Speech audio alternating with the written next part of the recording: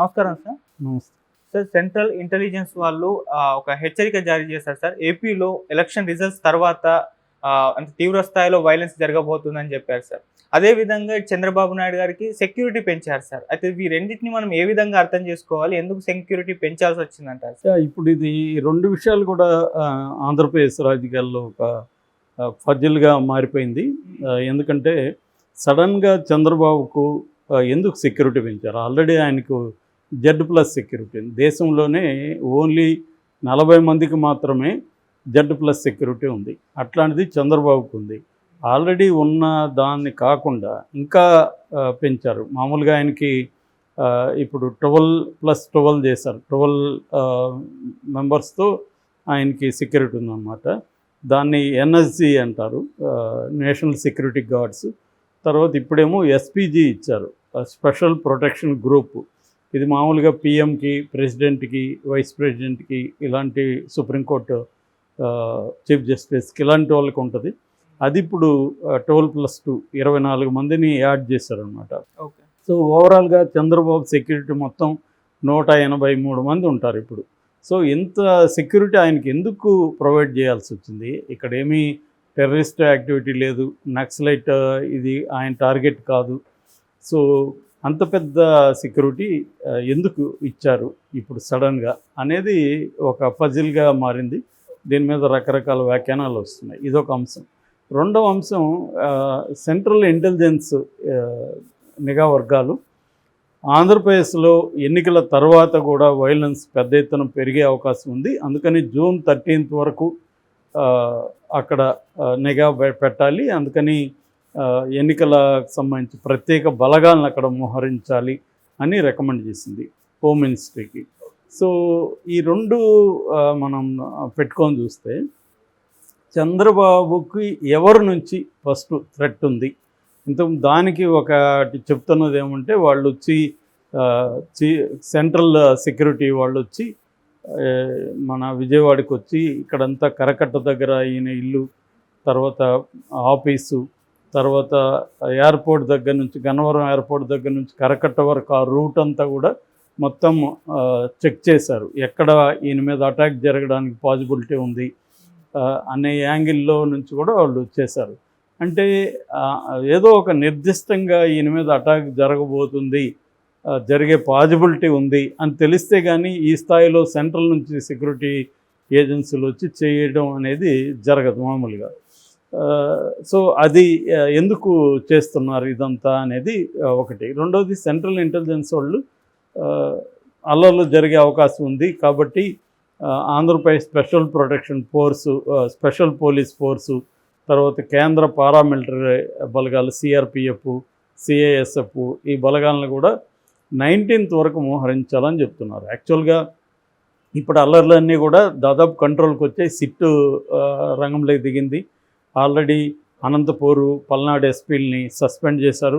Tirupati SP Ramakant అనుకుంటా ఆయన, తిరుపతి ఎస్పీని ట్రాన్స్ఫర్ చేశారు. పల్నాడు కలెక్టర్ని ట్రాన్స్ఫర్ చేశారు. దాదాపు ఒక 12 మంది పోలీస్ ఆఫీసర్ని సస్పెండ్ చేశారు, ఇంక్లూడింగ్ అక్కడ మన తాడిపత్రి దగ్గర ఇటు పల్నాడు ఏరియాలో కూడా DSP స్థాయి, CI స్థాయి అధికారులని సస్పెండ్ చేశారు.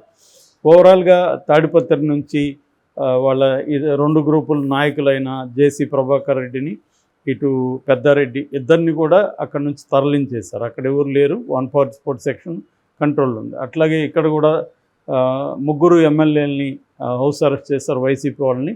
సో ఎక్కడ కూడా పెట్రోల్ బాంబులు అలాంటివి ఉంటే పోయి వశం చేసుకుంటున్నారు. అరెస్టులు కూడా ఈరోజు కూడా 17 మందిని అరెస్ట్ చేశారు అక్కడ.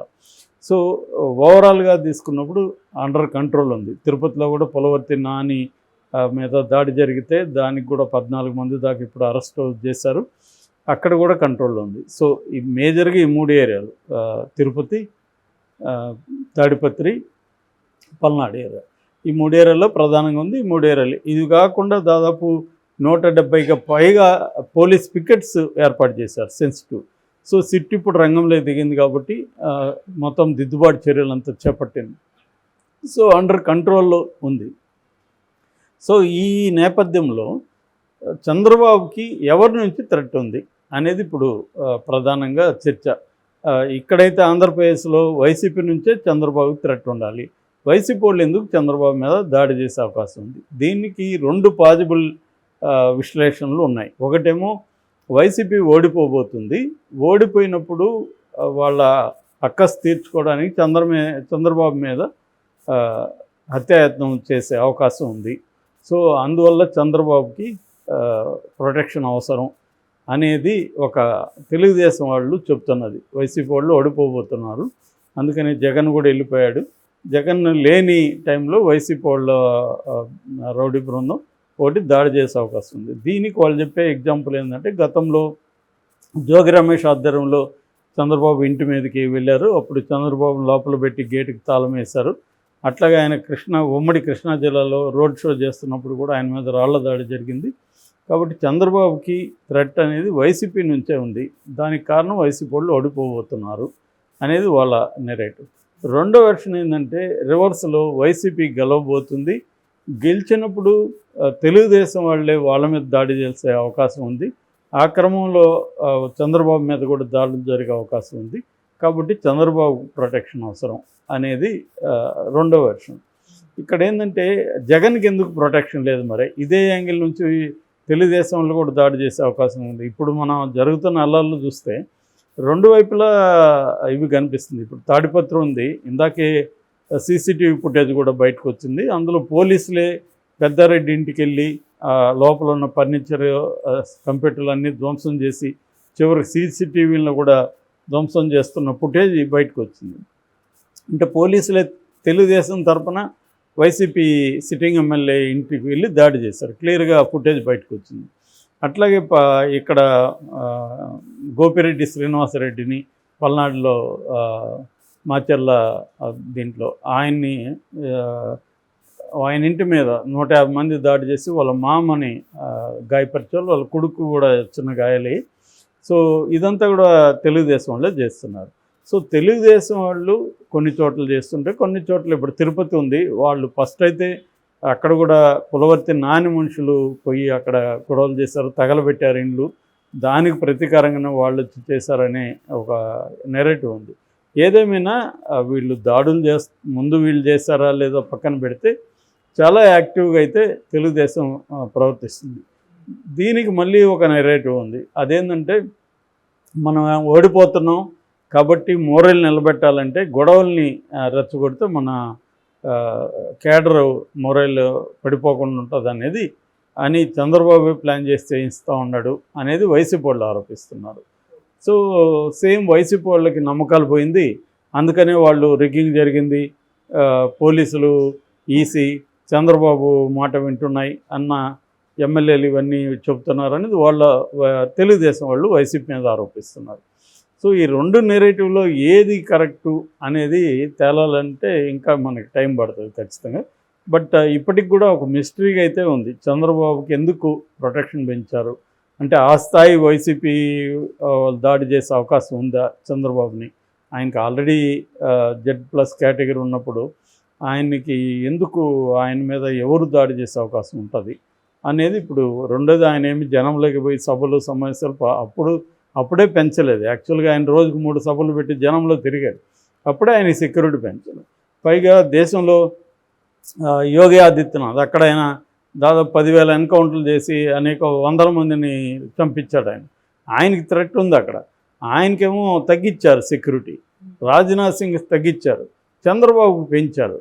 దీని వెనక మతలబు ఏంటి అనేది ఇప్పుడు పెద్ద కన్ఫ్యూజ్గా మారింది. దీనికి పాజిబుల్ ఇది ఏంటంటే, ఈ 2 చెప్తున్నారు. వైసీపీ ఓడిపోతుంది కాబట్టి వాళ్ళు ముందుగా చంద్రబాబు మీద అటాక్ చేసే అవకాశం ఉందని, లేదా రివర్స్లో తెలుగుదేశం పత్రికలే రివర్స్ కూడా రాస్తున్నాయి, వైసీపీ గెలుస్తుంది కాబట్టి దీంట్లో వీళ్ళు అటాక్ చేసే అవకాశం ఉంది. గెలిచిన వెంటనే తెలుగుదేశం వాళ్ళ అందరి మీద దాడులు జరిగే పరిస్థితి ఉంది. వైసీపీ రెడీగా ఉంది, ఎందుకంటే ఒక్కసారి గెలవగానే కక్ష తీర్చుకోవాలి. ఎన్నికల టైంలో వీళ్ళు వైలెన్స్ చేశారు కాబట్టి ఈ కక్ష తీర్చుకోవాలని రెడీగా వాళ్ళు వెయిట్ చేస్తున్నారు. అందుకని వాళ్ళ కాన్ఫిడెన్స్ ఉంది కాబట్టి ఎక్కడా కూడా జగన్ రిగ్గింగ్ జరిగిందని కానీ, ఈసీ చంద్రబాబు కమ్ముడు పోయిందని కానీ జగన్ ఒక మాట కూడా మాట్లాడాలి. ఓన్లీ వీళ్ళు మాత్రం మాట్లాడుతున్నారు. ఎవరు సజ్జలు కావచ్చు, బొత్స కావచ్చు, వీళ్ళు మాత్రం రాంబాబు, ఆళ్ళ నాని వీళ్ళే మాట్లాడుతున్నారు. అట్లేదన్నా ఉంటే జగనే అనేవాడు కదా. ఆల్రెడీ జగన్ ఒకసారి అన్నాడు కూడా, మొత్తం వ్యవస్థ వాళ్ళ చేతిలోకి వెళ్ళిపోతుంది, ఫెయిర్గా ఎలక్షన్ జరుగుతాయనే డౌట్ కూడా నాకుందని ఆయన అన్నాడు. మరి అట్లాంటిది ఎలక్షన్ జరిగినాక జగన్ ఎందుకు ఆ మాట అనట్లేదు?